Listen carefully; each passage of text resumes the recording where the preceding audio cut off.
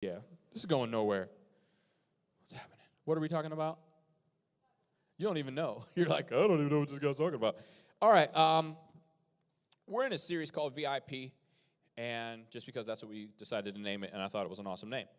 So last week, what did we talk about? We talked about the woman that ran up on Jesus and touched his clothes and got healed. That was super gangster. So today we're going to talk about a woman who, different situation, Jesus was there, but this woman who, it says, a woman caught in adultery. Have any of you heard this story? You heard the story about this woman caught in adultery? All right, word, because I'm about to read it. So here we go. I'm going to read this real quick, then we're going to break it down, then we're going to dip out of here. Word? Sounds good. I love that most of you know that when I say word, you know to respond word. It really just makes me happy. Word. Anyway, so I'm going to read this. It's already right there. All right. Jesus went to the Mount of Olives. Early the next morning, he returned to the temple courtyard. All the people went to him, so he sat down and began teaching them. The scribes and Pharisees brought a woman who was caught committing adultery. They made her stand in front of everyone and asked Jesus, "Teacher, we caught this woman in the act of adultery. In his teachings, Moses ordered us to stone a woman like this to death. What do you say?" They asked this to test him. They wanted to find a reason to bring charges against him. Jesus bent down and used his finger to write on the ground. When they persisted in asking him questions, he straightened up and said, "The person who is sinless should be the first to throw a stone at her." Then he bent down again and continued writing on the ground. One by one, beginning with the older men, the scribes and Pharisees left. Jesus was left alone with the woman. Then Jesus straightened up and asked her, "Where did they go? Has anyone condemned you?" The woman answered, "No, sir." Jesus said, "I don't condemn you either. Go. From now on, don't sin." Okay, so let's just paint this picture. So Jesus is in a temple. He's kicking it. That's what they did back in the day. Everybody, it was like their whole church thing, but it was kind of like an outside little deal, like a courtyard. So Jesus goes to the courtyard, and he's kicking it, and everybody's like, "Oh, snap, Jesus in the courtyard." So they go to kick it with him. So Jesus is like, "I'm going to sit down on the ground, and I'm going to teach these fools." And then they all come, and they're like sitting there like, "Whoa, Jesus is awesome." So these people who catch this woman in adultery. Now, I don't know if you can pull this out of this situation, but think about this. How you catch somebody in adultery? You know what I'm saying? Like, they had to be close. Like, this had to be a trap of some sort. You know what I'm saying? They didn't have binoculars or nothing. You know what I'm saying? They had, like, tents or something. So these dudes had to be, like, waiting around, trying to see what was up. And let me tell you something about this that you may not know. You know how it says Moses in the law, it said that we should stone a woman like this? I'm going to let y'all in on a little information. That what really happened was the man and the woman were supposed to get stoned. That's the real law. It's in the Bible. Look it up. Where was this dude at? Where was he? You just catch a woman, all of a sudden you just bypass the man, you just going to bring a woman? So I'm going to just throw this out there. I don't know, I wasn't there, as you can tell, because I'm 33. And if I was there, I'd be like 2,000. So, yeah, a little bit, but still, close enough, cuz. About 2,000. Anyway, so I believe that they just set this trap. Like, they had to go to a woman, whatever. They knew what was going on. And they were like, "Hey, yo, check this out. We're going to try to do this to catch Jesus and try to trap him. All right, son?" And he was like, "Word." And so they were like, "Go ahead and do this thing." And they was like, "Word." They did that. And then they came in, "Oh, snap, you commit adultery." And they grabbed the woman. And then the dude was just like, "All right, cool, I'm out." And he just dips, which is whack, whatever. But nevertheless, so they do this to trap Jesus. Here's the thing. To trap Jesus, this is what they wanted to do. They were thinking like this. They go, if he says, "Go ahead and stone her," then what happens is, because Jesus was preaching forgiveness, and he was the one that can actually forgive sins. So if he said stone her, it was totally going against who he was and who he said he was. It was like, "Oh, well, if he says stone her, then he's not the one that can actually forgive sins." But if he said, "Let her go," forget it, whatever, then they would be like, "Oh, well, you're not listening to the law of Moses, so we can bring charges against you so we can arrest you." Okay? That was their whole thought process. The cool thing was Jesus is sitting on the ground, and it says he stooped down and started writing on the ground when they asked him a question, which, to me, is kind of like the equivalent of texting while somebody's trying to talk to you. I just happened to be looking over there. It was funny. I wasn't talking to you, but I just happened to be looking there, and then you looked up, and it was just really funny. Not you. But it's the equivalent, you know what I'm saying? If somebody comes to you like, hey, snap, son, you're going to do something, blah, blah, blah, blah, and you just like, I'm just going to text on my phone. I ain't even paying attention to you. So Jesus starts writing on the ground with his hand, just like, I'm going to just sit here and write. And they kept asking him questions. And then he kind of sits up a little bit. It's like, hey, man, if y'all without sin, word. If y'all without sin, y'all go ahead and do something about it. And then he just goes down and keeps writing. It's like, bam, bam, bam, bam, bam, whatever. And then so all these people left. And so the woman is just standing there, most likely just sitting there. She's ashamed. She feels guilty, whatever. And then Jesus is like, where they at? She's like, they ain't here. He goes, I forgive you. Peace. Don't sin anymore. Which is dope. Now, here's what, sorry, man. I'm really antsy about these sleeves. I don't know why. Sorry. Anyway. The thing is, like, I was just trying to think through this story and think about how it can apply to your lives. And I'm thinking about haters.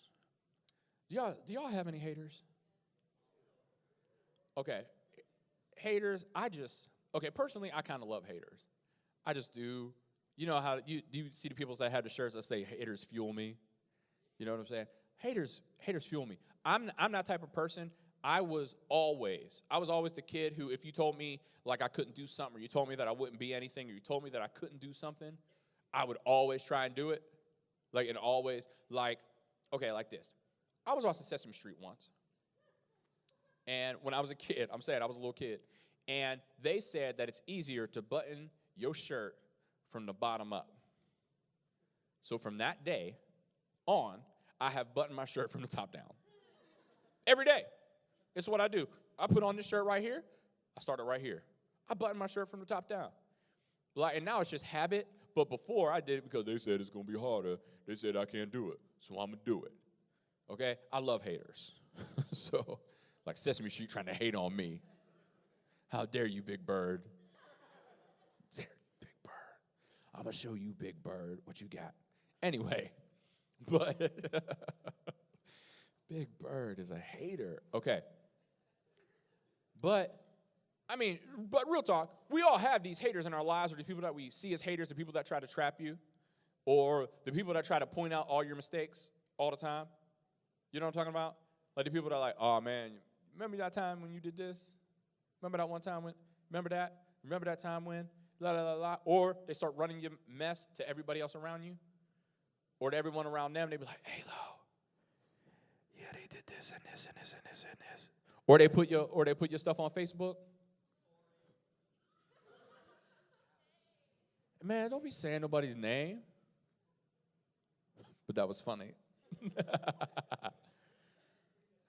That's only allowed because he related.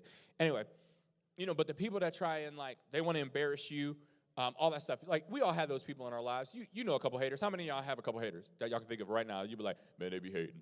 I don't even like them haters. Okay. Now, I was thinking about the haters, and then I was thinking about, the woman. This woman was pretty much, real talk, was dragged out of bed, so most likely she ain't had no clothes on. You see what I'm saying? Think about it. They said she was caught in the act of adultery. What does that mean? That means that she was having sex with somebody else. So what's that mean? She was caught in the very act, caught in the middle. How you caught in the middle? She wasn't dressed. You see what I'm saying? And they didn't have clothes like we got on right now. You know what I'm saying? They had robes and stuff. You know what I'm saying? So it wasn't like she had a little bit of clothes on. She had you know what I'm saying? No, it wasn't like that. Okay? So she just brought out, so she's in the middle of the temple. Okay? Butt naked. Am I allowed to say butt naked?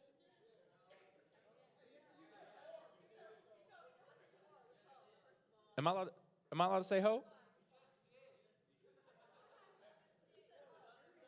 Well, we can, okay, look, hey, we'll edit that out later. But no, I mean, let's just say real talk situation. She in the middle of the temple, so in the middle of the church, butt naked. Okay? So, and then everybody starts running their business in the street. She was committing adultery. So now everybody that's there, including Jesus, she had to know who Jesus was. Everybody knew who Jesus was. Okay? So you're sitting there in front of the guy that's running around healing people, doing all this gangster stuff. You've heard about him, and now you're in front of him, butt naked, in the church. And everybody's running your business in the street. She committed adultery. Look at her. She a hoe. You know what I'm saying?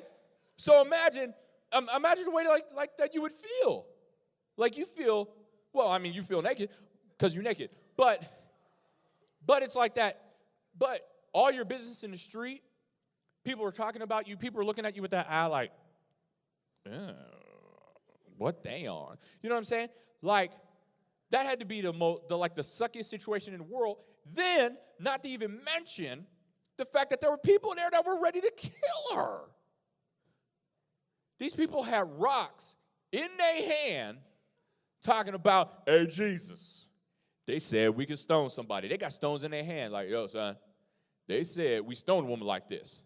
And so she's standing there in the church, everybody running their business in the street, she ain't got no clothes on, people got stones. We finna stone this hoe. Do you know, like, seriously, all like fun aside out of the situation, that got to suck. You know what I'm saying? Like, you're just sitting there like, what? The worst time of your life, because let's just say this. Let's just say, like, your sin, your stuff that you got, your personal stuff is being aired in the street, and people trying to kill you. Right there. And have a valid argument for killing you. Like, they got a piece of paper that says, we can kill this person. It's right here. We kill him. It says right here, verse 82, they finna die. That's got to suck. Okay? Now, I sit back and I think, and I look at Jesus, and I love Jesus because he was super gangster about this, because I feel like he was being super, super smart. Hey, my man, you just gonna keep talking? Because she just told you to stop. You just gonna keep trying to push by her? Are you done? All right, cool. If you want to just go ahead and tell him what you wanted to say so that you can be done and you don't have to try it again. No, you good now? All right, word. So Jesus handles everything in this situation. He handles everything. He just sits down and he's just like, oh, y'all gonna come to me with this? All right, cool. Not even paying attention to y'all. And he goes, just gonna draw on the sand. I don't know what he's saying. I don't know what he was writing. Some scholars were like, he was symbolizing the fact that whenever Moses got the law, it was God wrote it with his finger on the stone tablet. So he was like, I was there whenever my dad wrote it in stone with his hands. Like something like that. Either way, doesn't matter. It was gangster. Because everybody was sitting there like, hey, what Jesus gonna say? And he was just like, I'm not paying attention to you guys. I'm gonna pretend you're not here. And so Jesus is like, hey, all right, look, if y'all don't have sin, y'all go ahead. Like, if y'all don't have sin, go ahead and do something about it. Y'all should be able to do something. Go ahead and do something. And then everybody bounces. They were like, well, I got sin. Well, I got this sin. Well, whatever. They all dip out. Jesus handles the situation. And here's the thing. I don't want to portray Jesus as being somebody that's light on sin, who's like, or like that he doesn't care, because that's not the point. That's not the purpose. Jesus cares about the sin, but he cares more about the person. He cares more about that woman that's standing there embarrassed and guilty and shameful. He cares about her. Okay? And Jesus, real talk, was the only one there who was without sin. He said, whoever's without sin, cast the first stone. The only person without sin in the situation is Jesus. You see what I'm saying? So he could have thrown some stones. He could have been like, oh, wait a second, that's me. hit her with a brick. He could have. He could have done it. But Jesus chose not to.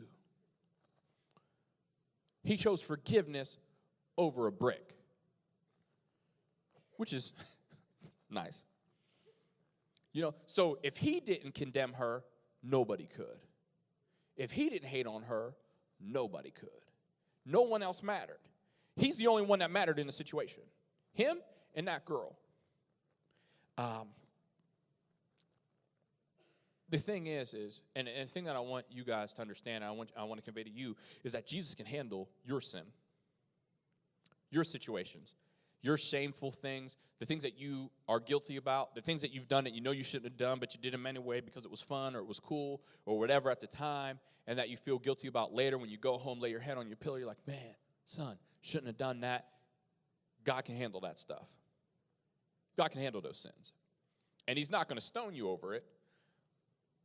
He's not going to let you die over it. He's not going to kill you over it. He can handle it. And it doesn't matter if people are around you hating and keep bringing up your mistakes and keep bringing up the things that you've done, or people are just like, oh, you know what they did, blah, blah, blah, blah. Guess what? Those people don't matter. Because those people have their own things that they need to be dealing with. They need to be worried about themselves. But that ain't for you to point out. Don't be like them. Don't be the person who brings somebody in their sin. Don't bring the person that makes somebody feel shameful for the way that they've acted. Don't be that type of person. I can't stand that. Don't be that. I wasn't planning on saying that. But whatever. Somebody need to hear it. God can handle all the things that you feel guilty about. All that mess, all your garbage, all your trash. He can handle that stuff. He's the only one fitting to do it. And he's the only one that could condemn you, but the only one who's not. And once he forgives, his thing is, all right, go and don't sin anymore. And it's not like this call to be perfect, because we're not all perfect. We all screw up. Man, I screw up. I mess up all the time, and I'm stupid. I am. I make stupid decisions half the time. I do. Ask my wife. Where's she at? She'll tell you. Never mind. Don't ask her anything. Don't be getting in my business. But,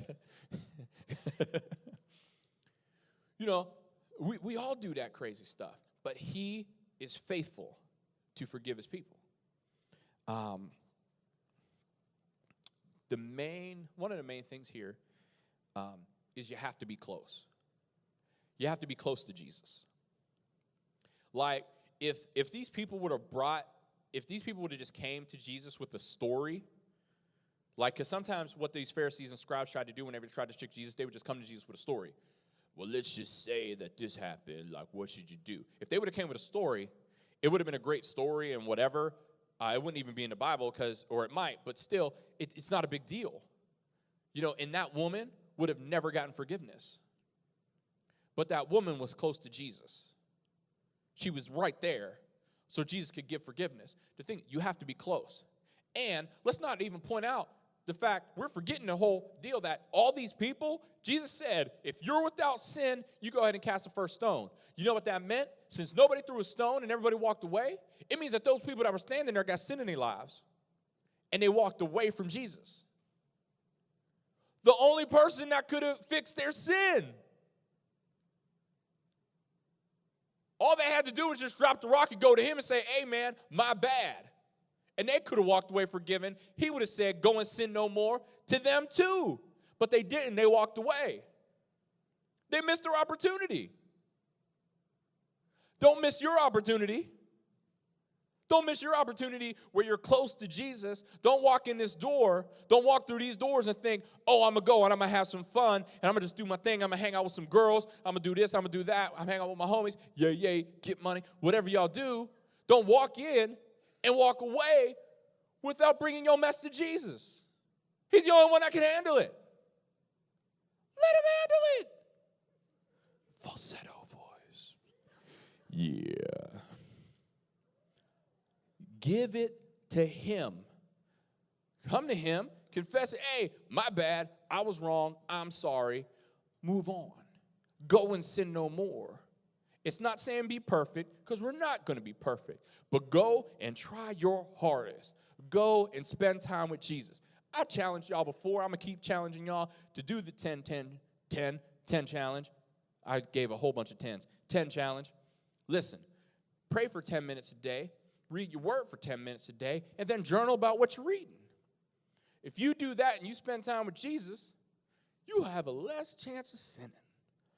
Because you're spending time with Jesus. When you spend time with Jesus, you become more like him. So then you don't want to sin as much. I promise you it works. I try this. I live this thing. I do this. I've been doing it for a long time. I know it works. I've seen it done. You can't tell me that it doesn't work because I know.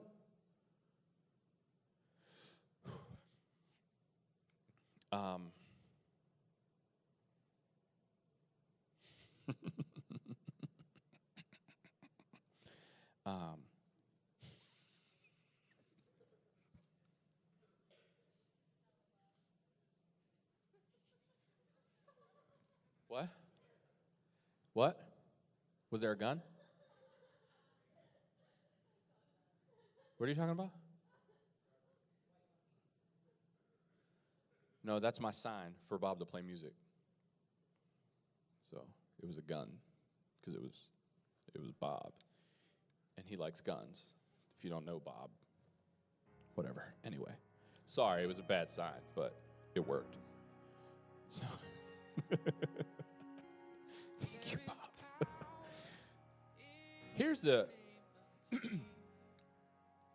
I don't know what sin you have.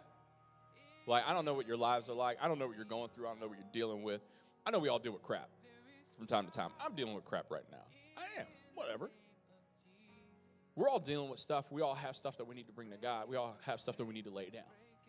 It's just where it's at. I know this. Like I said, don't miss your opportunity to let God change your life. Don't miss an opportunity for God to completely change who you are. Don't miss an opportunity to drop off the stuff that you've been carrying and letting him handle it because he's the only one that can. Don't miss that. Don't walk in these doors and not let God do something in your life. Don't walk out the same. Don't walk out here and act the same. Don't walk out of these doors and continue to live life the way that you have, because guess what? If you continue to do that, you're going to continue to feel the way you've always felt. You're going to continue to do life the way you've always done life. You're going to continue to hit the same roadblocks you've always hit, have the same problems you've always had. Don't allow that to happen in your life.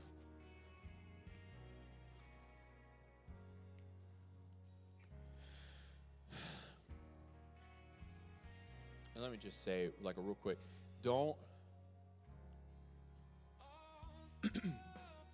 allow haters to fuel your life, to screw your life up.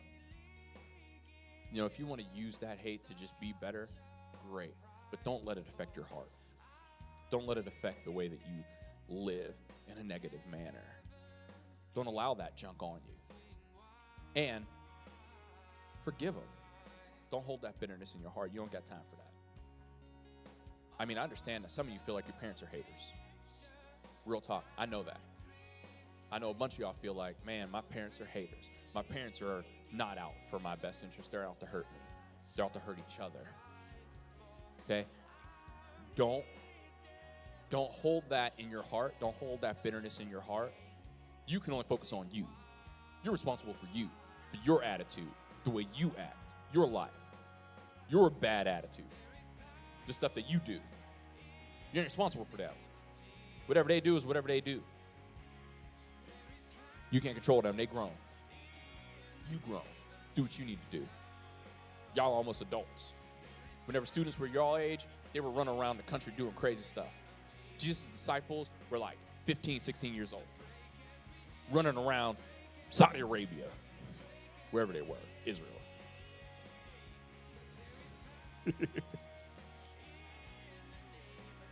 Don't let that stuff screw your life up. Don't let that stuff dictate who you're going to be or how you're going to live your life. Don't hold on to that stuff in your life. So, here's what I'm going to challenge you guys to do. We're going to pray in a moment. I'm going to give you some time to pray. Number one, we need to get close to God. If you've prayed the prayer to accept Jesus into your life, if you've done it once, you've done that. That's great and that's cool. You don't have to keep praying it so that you feel better. Once you have that relationship, it just gives you an automatic in with God to be able to come and bring your mess, to bring your sin, to bring your junk. It's that automatic boom. Man, I messed up. I screwed up. Hey, God, check it. I need you to handle that. Boom. Handles it. It's wiped. You don't have to sit there and pray and beg him to do stuff. He doesn't need that. He didn't need that with the woman. The woman didn't even have to say a thing. Jesus just said, where they at? Psh, forgiven. Go. Because it's all about that relationship. So you have to get close to God.